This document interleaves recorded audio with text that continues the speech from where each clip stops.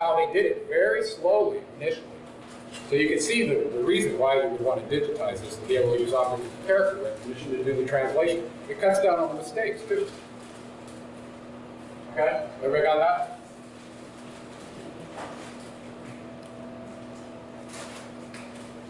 Okay. Next, we're going to kind of take a jaunt back down to Southeast Africa. So this is the evidence of Anunnaki. This is more physical, tangible stuff versus the documentary. And a lot of stones and bones kind of people want this, more so than the language. Me, I kind of like a mix. But I'm not the type that will spend all my time down at a structure going, what can this thing tell me? Well, there's no writing on it and making up stories. Right? That can get you in deep trouble in this space. As a matter of fact, it got Michael Telliger in deep trouble down with the tribes down in Africa by specifying that the function of this round building was such and such and such, and the locals said absolutely not. It's not. And they got into a big brouhaha over that. So I don't like inferring stories where I don't have any evidence. Okay? Not as a scientist, it's not coincident with my MO. Okay? So there were mining operations in Africa. This was one of the early things that I discovered. Was like, really? They were mining in South Africa? Are the mines still there? What tools did they have to dig them, right? What evidence? Well, it turns out, as I went looking, and Chichen mentioned this as well, that this company had bought up almost all the mines in South Africa, thousands of them.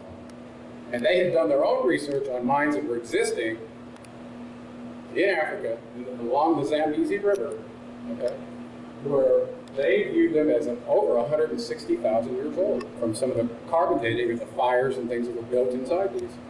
So all of a sudden I'm going, wait a second.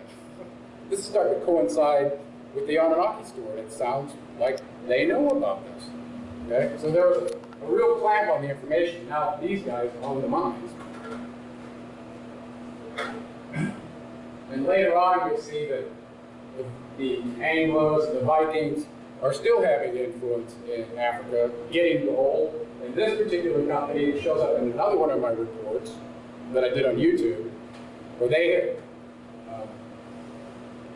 how they legitimately got control of the Atrahasis belt that has the largest gold deposit in Africa, in Ghana. Now they're sitting on it. So, are the humans still getting gold from the Anunnaki? I asked you.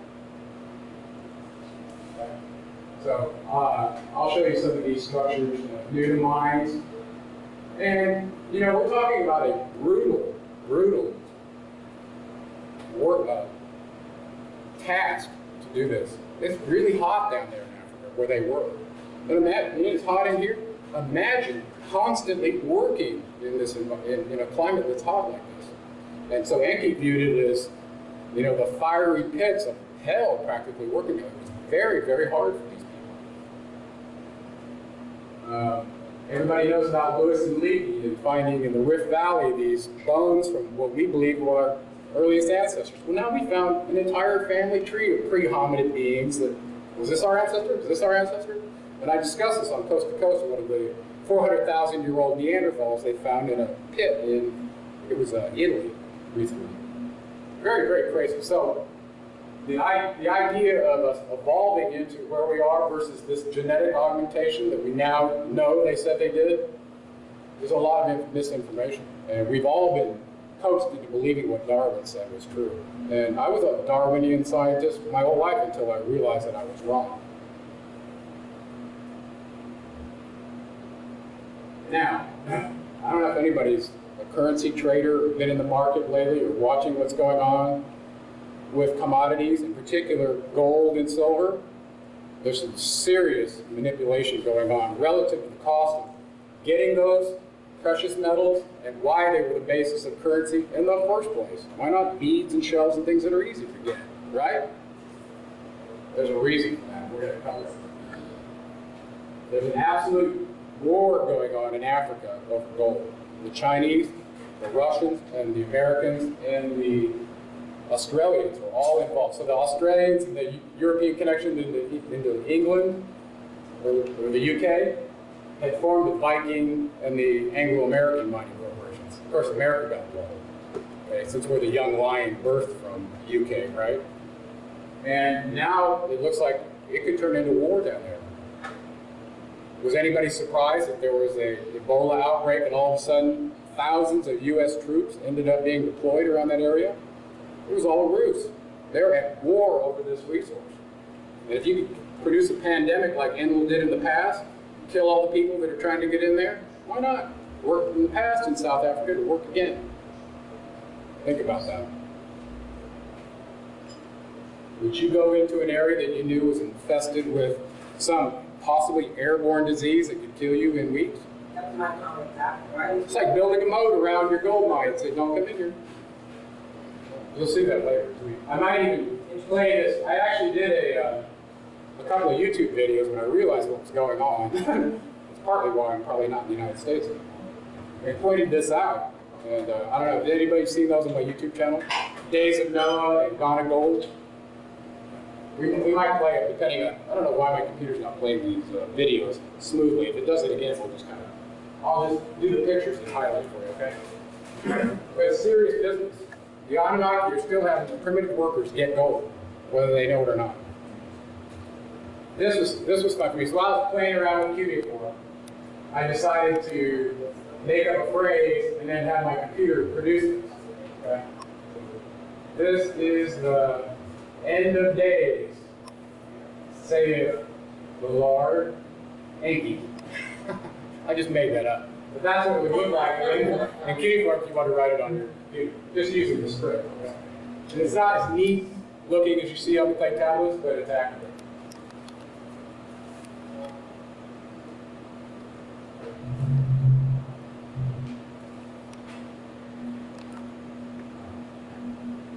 Okay, so here's some more evidence that came up. There's the old gentleman sitting there. I'm sure you've all seen this picture. And this is a little hard to see, but I'm going to do it a lot of justice before it's over. So here's our central sphere and a whole bunch of other spheres going around it, while this Anunnaki being is leading this primitive worker by the hand, introducing him to this very tall being who's seated here, giving him the plow. In other words, hey slave, here's a plow for you. You can go get to work in the fields and make our food. Okay, so this commemorated that event. Now, and we're going to talk a lot about this, but this actually, if you count these, you realize there are 10 planets, not 9 there. So that there were 10 planets around this central-looking sun, not 9. And this is where Sitchin got very excited and said, well, this big one out on the outer edge must be their planet that they're talking about. And this caused a lot of controversy. And actually, I have it on my task to look at this cuneiform right here and actually convert it so I know exactly what it says. It's on my to-do list, so just so you know. You guys can do it too. Now you have knowledge of the cuneiform picture.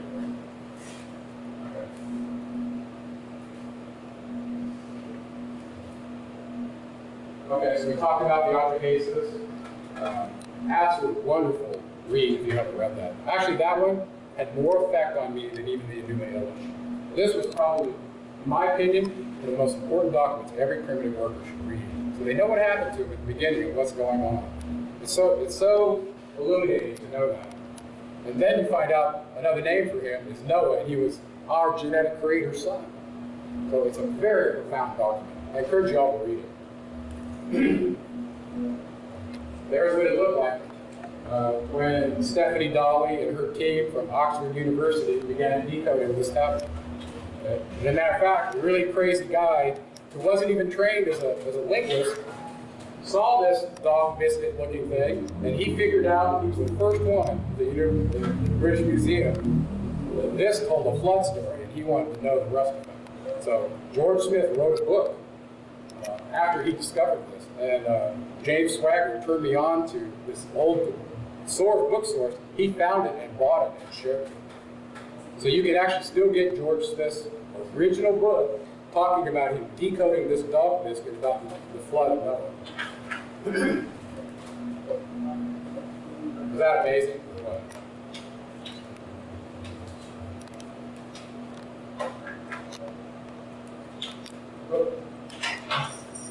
So, let me go back.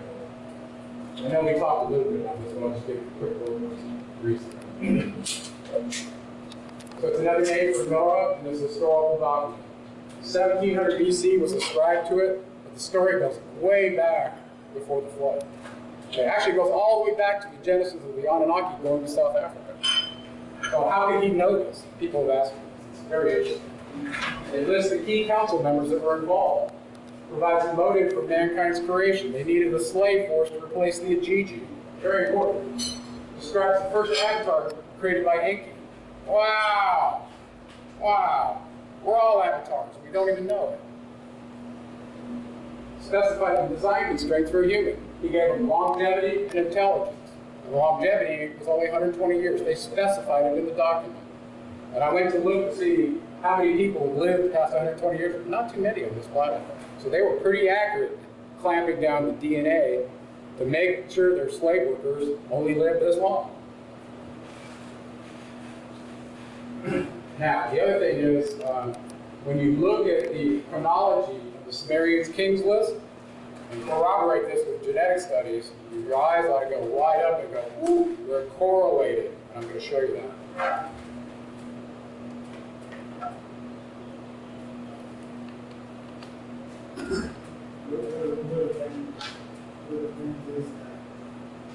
In the last slide, the last time, it says places the event at. I was curious what the event was. This 220,000 years ago dates back to the genetic event through the genetic Adam and the genetic Eve study that was done by the Smithsonian. I'll show you. I think we're about to get it in the genetics.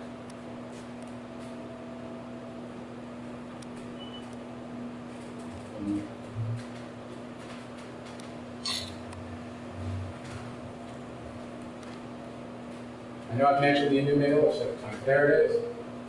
This is the Babylonian Epic of Creation. It was read every spring in Babylon.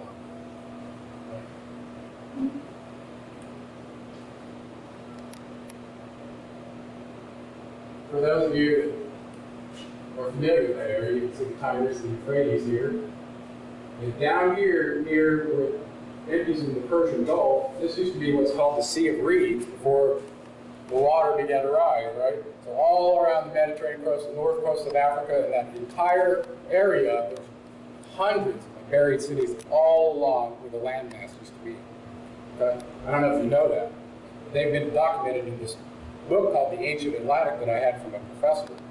And they know they're there. Okay? So there's lots of them. So this hunt for the missing city of Atlantis that's underwater, well, which one is it? There's so many.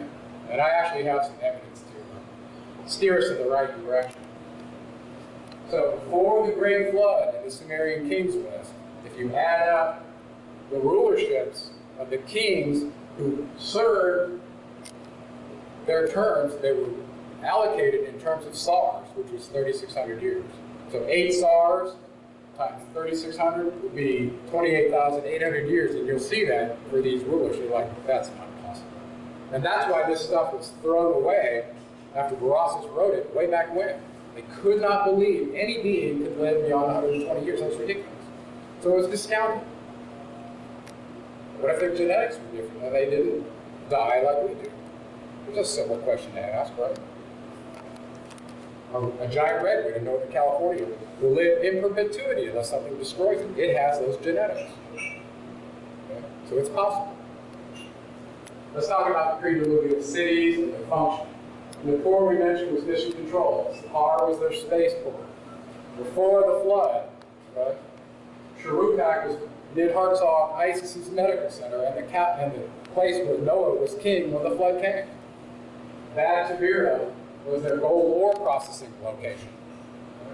Larsa and Lagash were navigational aids, and as I mentioned, Larsa was also connected with our first language that was introduced. Okay, this comes out from, I can't remember the name, but I'll remember it. Then you had Ur.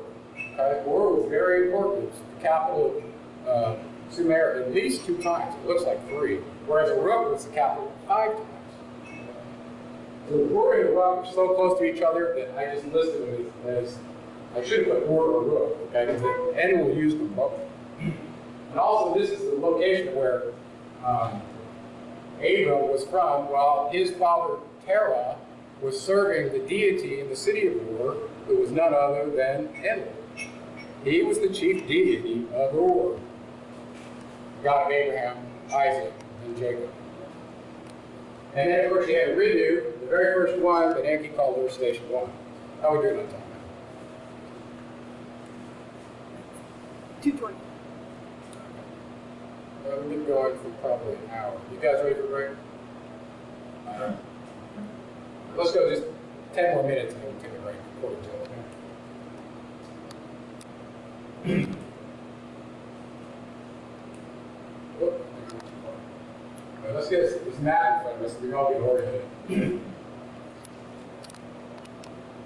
So, here's the two main rivers coming down to emptying the Persian Gulf. Here's the Euphrates.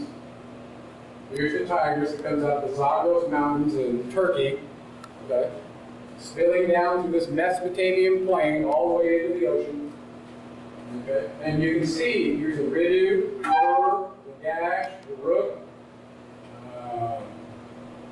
Babylon was just here, it's about 60 kilometers south of Baghdad. It wasn't one of the pre-diluvials, but they were pre-diluvials were all located in this area. And as you go north, what they found was, well, let's see, this car showing again. Here's the car, here's the spaceport, it's car. So as you went further north, they found out that starting in Nineveh, coming south, the civilization got older. Okay? So Sumer really meant the southern part of Mesopotamia, where it all started. This is the cradle of civilization for us, right there. No wonder the Garden of Eden is in that place. And I'll show you, even with the Bible, it corroborates it. With the river Pishon and Gihon, that actually went through there, that we don't have anymore. So, like I said, Nippur, Mission Control Headquarters for Enlil. It was also mentioned in the Lamentations of War by Nanar, his son, talking about that city, and had several temples and gods that utilize this space. Here's where it's located. And here you kind of have a scale, so you can see it in kilometers and miles.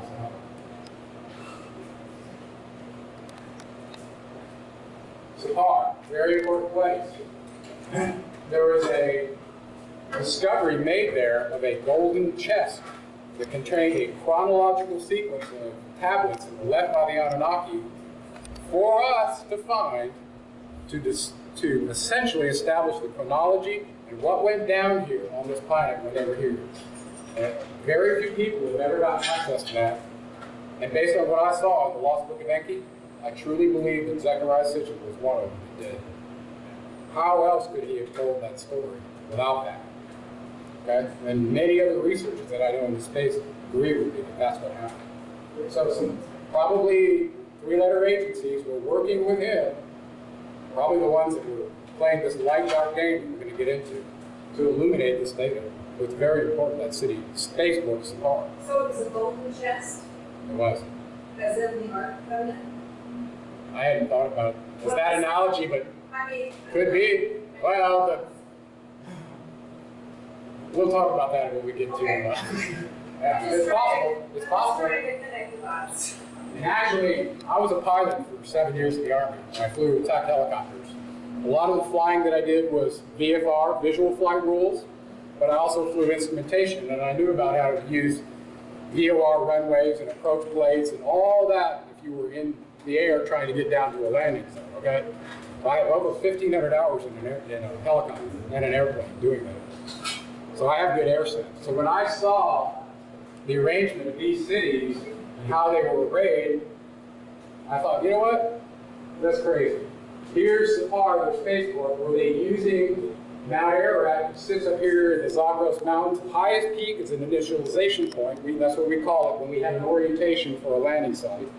Right between the two rivers, and that these cities built in this concentric circle like this were what we call location outer markers. So when you see this, you know you're that far away, okay? And then you need to be on this glide slope in order to achieve it in case there's bad weather, that kind of thing, okay?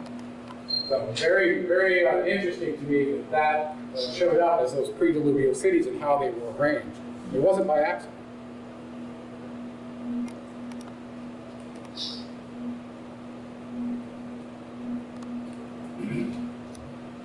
So besides putting cuneiform script on clay tablets, they were putting maps on them too, star charts, tables showing when the next lunar or solar eclipse was, thousands of years in advance and in the past.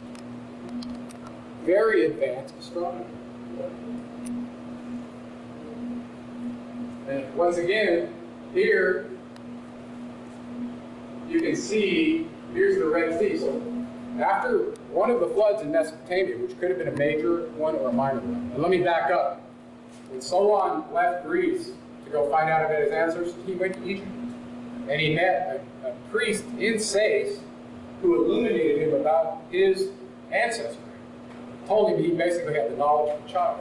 He had no idea, as the most powerful person in Greece, about his ancestry. And he was told that 4 major floods and several minor ones that caused massive destruction in the low-lying areas. Based on this planet, it's on a tilted axis that can get wobbled. Okay? It's happened many times before. Okay?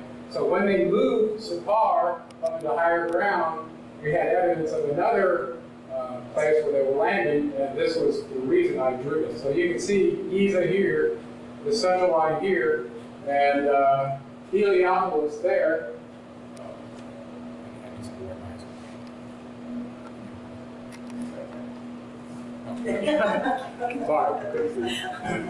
So what I want you to walk away with and recall is that as these facilities in Mesopotamia got flooded, they moved to higher ground. Makes sense, right?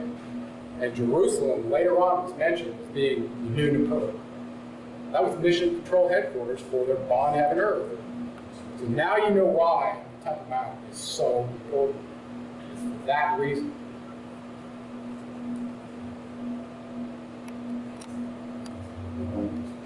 We mentioned Shuruppak as the pre-diluvial. Very interesting place. And now when you go back and read Genesis again, the flood account, that Noah was the king, and after 600 years this happened, when you go back to the Atrahasis and see they exactly correlate with the time frame and the city and the being, it's irrefutable that at least 1700 BCE, we had a flood story that was borrowed from the Sumerians while the priests and captives in Babylon were being held. When they saw these documents for the first time, they wrote their Hebrew account of what the Genesis of creation was.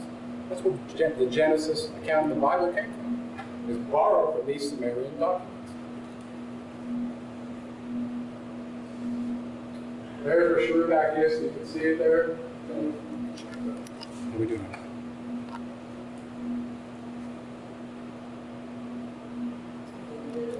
And then there was Ur. We mentioned Ur. It's capital Sumer at least 2 times. The second time was most interesting to me because it was ruled by Enlil's son, Nanarsin, who was Allah, who led the revolution of the Ijiji out of the mines in South Africa. Now, you think about that.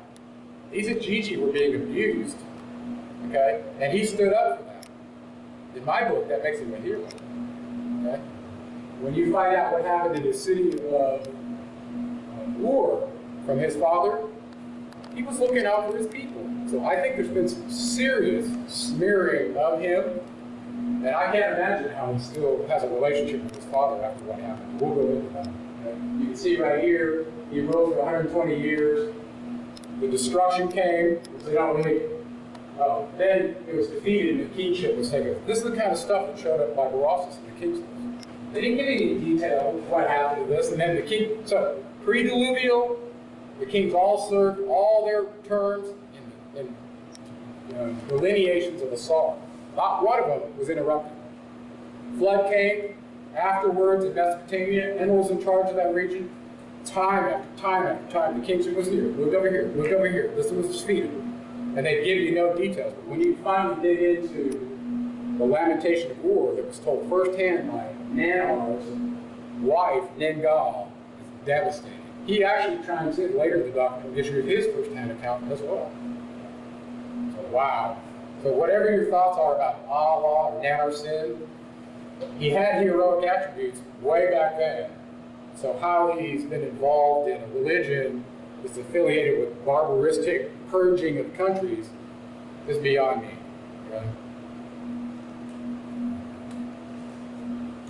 Here's a picture for her. I found this very interesting, some bricks, and the symbols on the bricks. What's that look like? Inverted pentagram?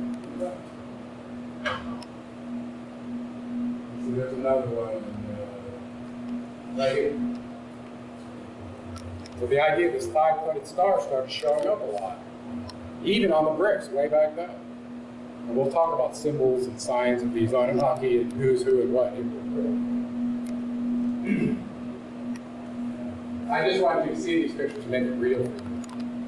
Here's Eridu, the first city on the planet. Now, if you're flying over and saw that, you go, good job, archaeologists, decoding our first city on the planet.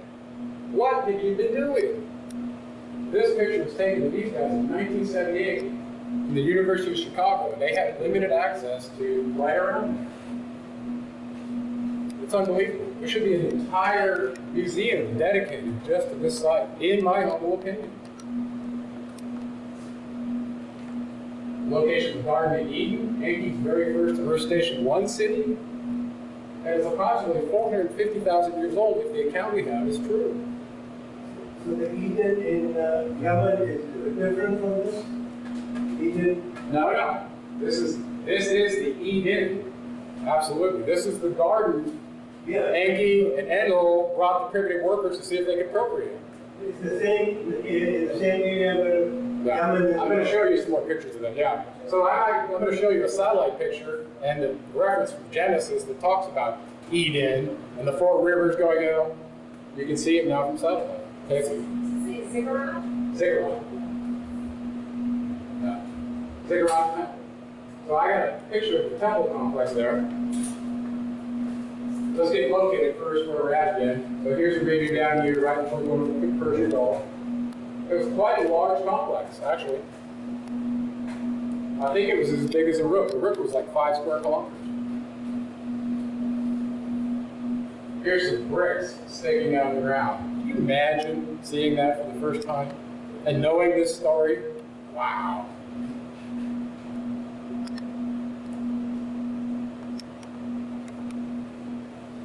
Okay. There were 4 rivers mentioned in the Bible about the location of the Eden, right? Well, it turns out they were there, including the Tigris, Euphrates, Kishon, and Gihon. Right? This was a very interesting place. They used to build their houses out of these reeds and very interesting boats out of these. They're very complex, and they still do it today. Oh, wait, okay. I had this up here to show you.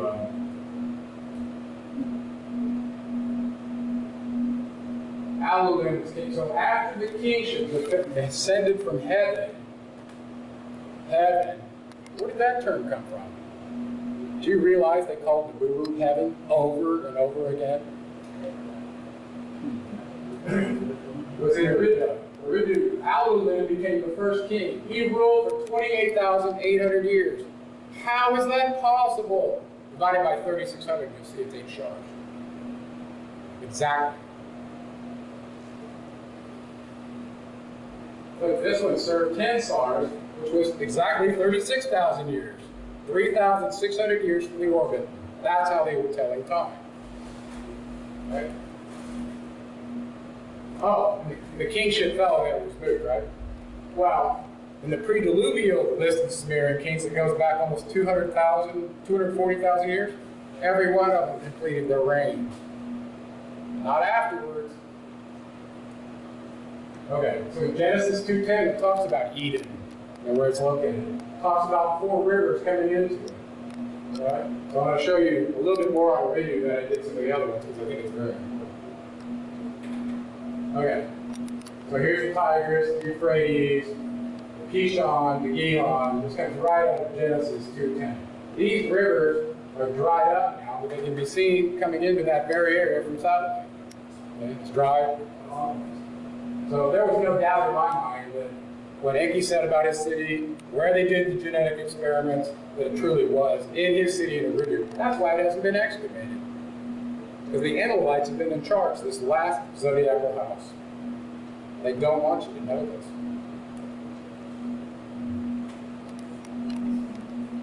This is a pretty amazing document showing the Andes temple complex at Eridu. Now they've got ground penetrating radar and all that so they can illuminate it.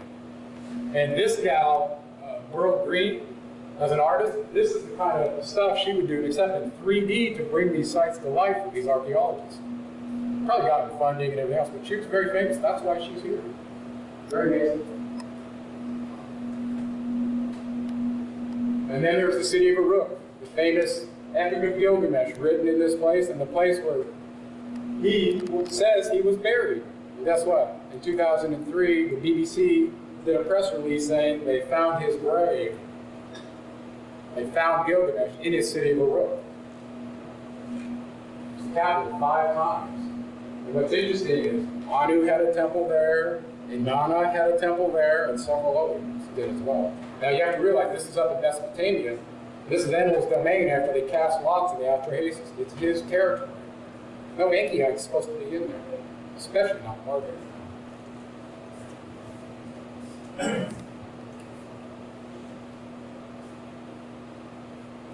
So Uruk, like I said, was very important. It's the capital of Sumer 5 times. And I won't go through all these, but you can see the connections to Gilgamesh, to all these different ones, to the Akkadian Empire, the dynasty of Gilgamesh.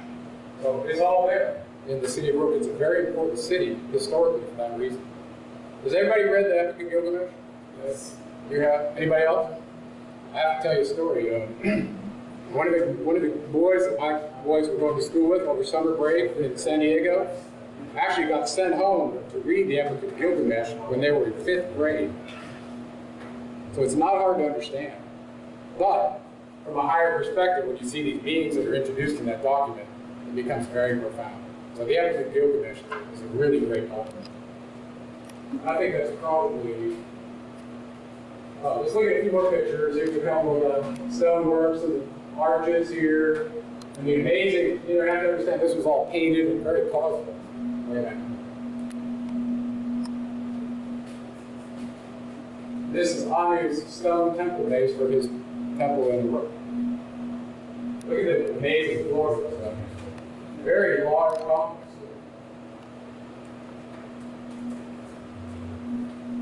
Okay. So this is probably a good place to take a break.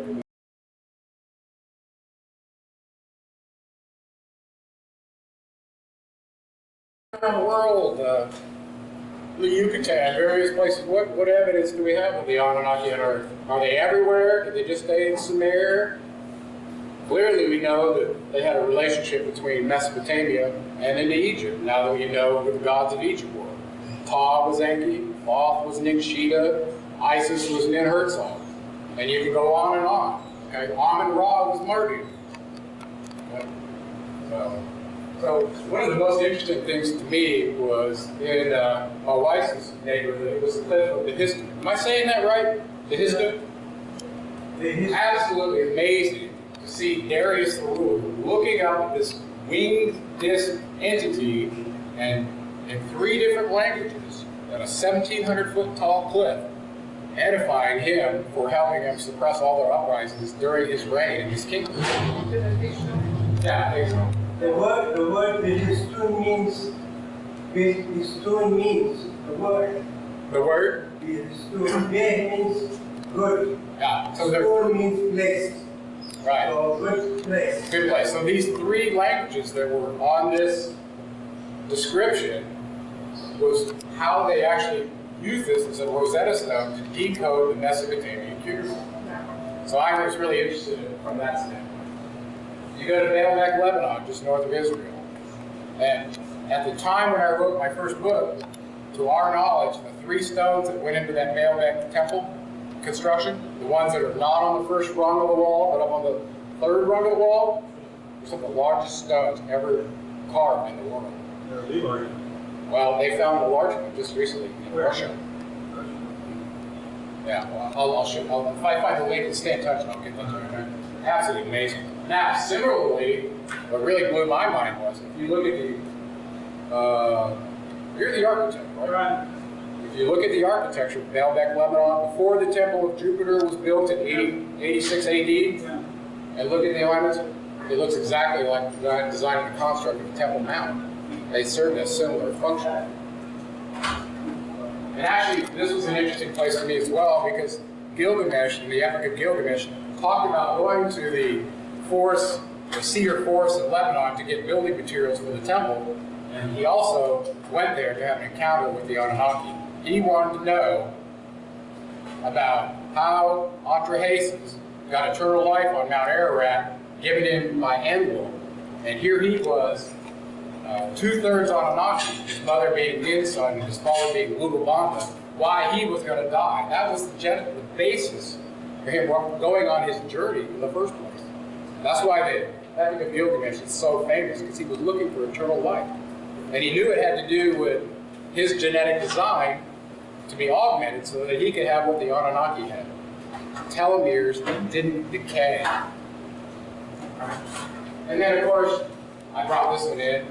Clearly, you see the connections to Venus, Isis, Linhardsal, and Quetzalcoatl, Thoth, and Sheeta, Hermes, Mercury, who had this knowledge in Mesopotamia and brought it from Africa to South America, just like he said in this document, and landed here. And there's a stone that we'll talk about to show where that handoff took place down in Guatemala. So they landed in Guatemala and then migrated up into this area.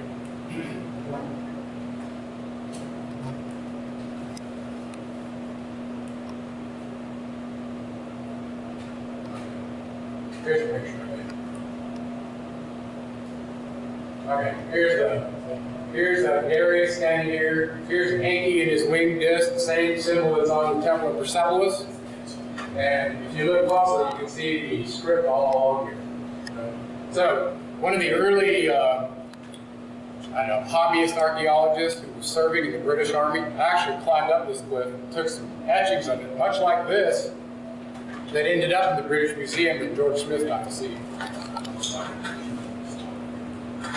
What country is that in now? That's in Iran. What's in Iran? What are we doing here? There's a king, Darius. He's at the end of it, isn't it? Notice how he's taller than maybe. Oh yeah, yeah. Well, he's standing on something too. And he was the king, so he had to be betrayed himself. Whether these guys were really sure that he was, it's hard to say. But there's somebody tall the other man, right? Yeah, it's interesting. I thought so too. These are probably described, probably demigods related to the earlier Anunnaki who had DNA that allowed them to have this attributes. If not, if Amumazda was Enki, and Darius is also Enki, why did one? No, Darius wasn't Enki. No, Darius was a ruler that he was venerating his god, Ahura Mazda. Yeah, okay. Yeah. I talk about the three language, the symbols. And very interesting, he's always showing this wings coming out of a disc. Well, what is that? We called them UFOs for many years until we figured out what they were, right? These guys were using these Vamanas and the Sanskrit writings and all over this area, way back then. Even Horus and Seth were fighting using these things based on one that Thoth designed for him. Okay, this is in the record.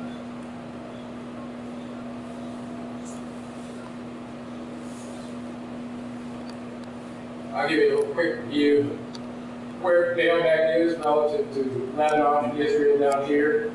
Maybe you kind of see it there. And possibly I got a picture of some of those amazing. I may not have the ones in the wall, but I have one that was being carved out, which actually turned out to be, I believe it was over 1,000 tons. 1,200 tons. Absolutely enormous. We don't have a crane today that can lift that.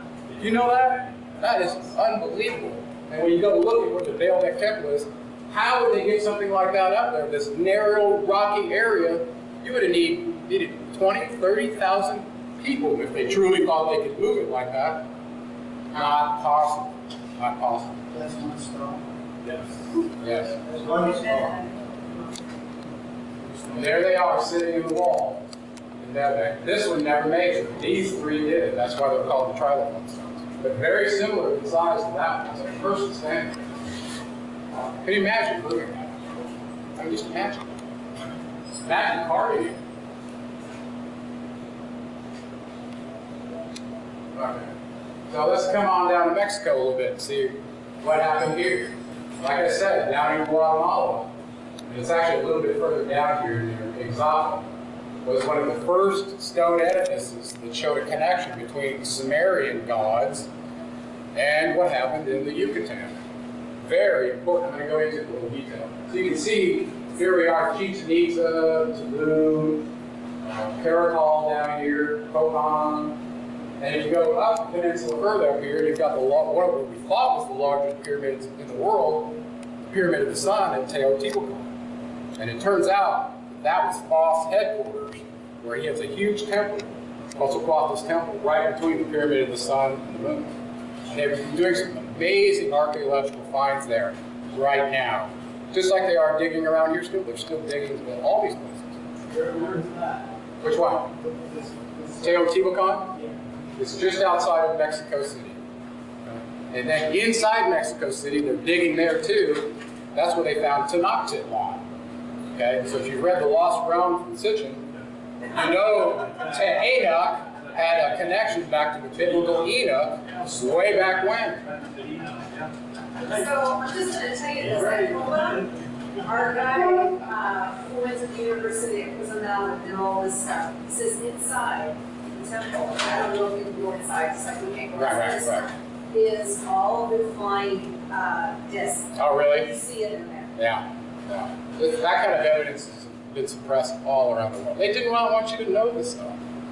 Okay? Thoth wanted you to know this stuff, but Enlil's group did not. What are you doing? Oh, okay. Of course, the period you've all seen.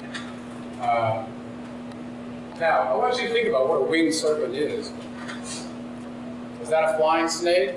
Is that a planet that he's from that has wings on it when it is moving and is creating a debris tail that's snaking behind him? That's what the Chinese believe. The Chinese believe that. So the idea of a winged serpent wasn't some snake that could fly. It was symbolic of this being and where he came from.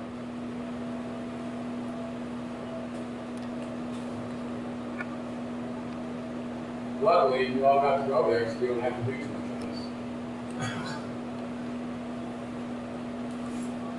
You only have like 9 more pages to go.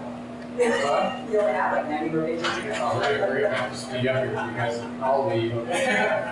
Now, I want to talk about these Sumerian kings. We started mentioning this. Absolutely stellar document. The problem is getting your head around it and believing that it's true. But if you use the timelines, they correspond with the Anunnaki story exactly. Atrahasis knew this.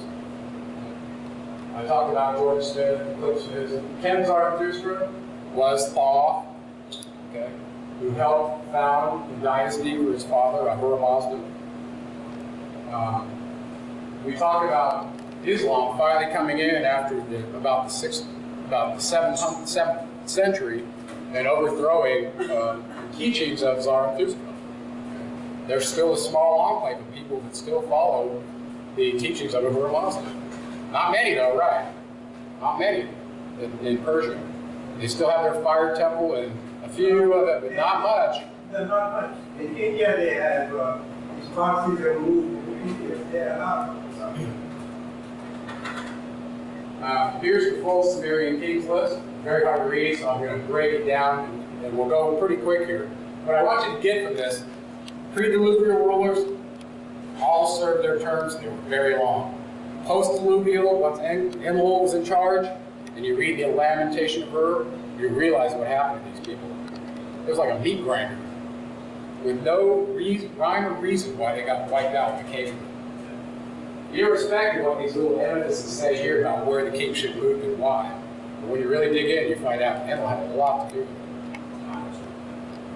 So we did the first one, Alalium, 8 stars, 28,000 years. The longest one was 12 stars right here. Look at that, 43,200 years he served as king. That ain't how long he lived, that's how long he served. That's hard to wrap your head around. Yeah. And it goes on and on. 5 stars, 8, 10, 8, 12, 10, 8 stars. Right? Then the flood swept over. Right?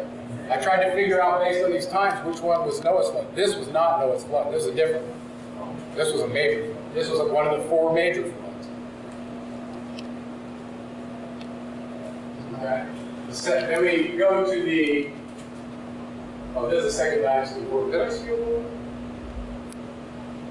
Maybe not. Okay, well, let's just look at these post-diluvial ones. There's a small caption in the actual Sumerian Kingship, let's say, and then after the flood, and then they pick up again. Okay, so they don't tell you exactly how long it was in between, but they do tell you the rulership's length in terms. Okay, so look at what happened here. All of a sudden, 60 years. These are more like human lifespans, right? Not 8 SARs, 10 SARs. We're talking about long durations. Then listen to this. This was a Uruk, and they called it Uruk. That's how it was spelled. Okay? Was defeated, and the kingship was taken to Urim. That's Uruk. Then Urim was defeated, the kingship was taken to Adab. And it goes on and on. It was like, oh, I mean, 2 armies were fighting, and this one lost. Well, what were the details of the battle? Okay? And then you find out there weren't any details in some cases, much like what happened to Mohenjo-Daro, right?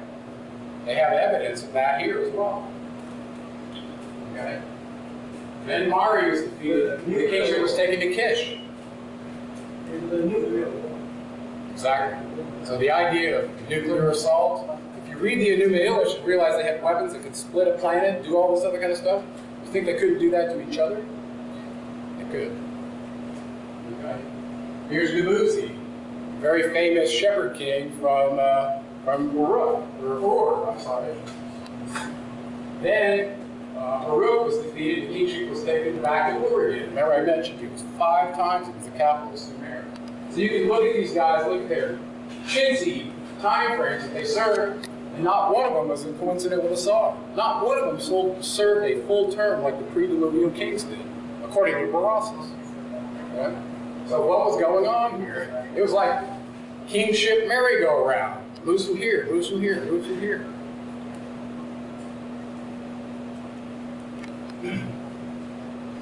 And it wasn't until I read the Lamentation of Ur with Nanar being the 2nd dynasty ruler where I truly understood.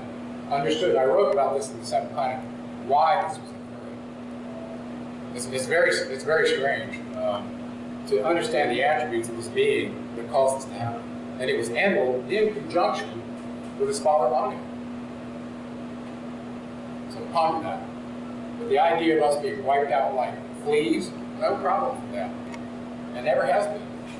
If you're not serving the function they want, you're gone. Okay, let's switch over to something a little more positive, genetic biological evidence. This is 2 of my favorite studies. It was the Y chromosome study, which was called the genetic atom. Look at the decay of the Y chromosome for a specific time. You can see the pattern.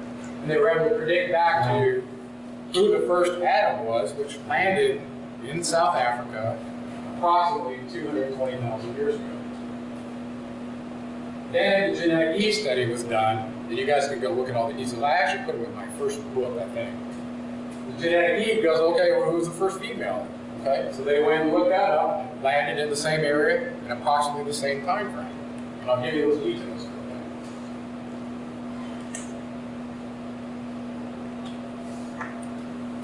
Let's do this one first. Carlos Bustamante at Stanford basically found out the Y chromosome had essentially this origin of 120,000 to 156,000 years. That was his estimate. They used 69 males in this area to look at their Y chromosome, look at the decay of the Y chromosome in the DNA sample, and estimate. So you know, we said 220,000, they said 156, but in the exact same area that we were talking about. Then let's see, this is the continuation. Okay. So this other estimate came out to 180 to 200,000.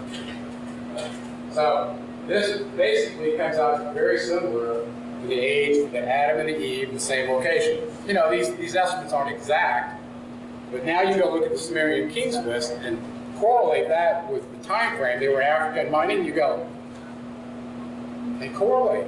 They're the same.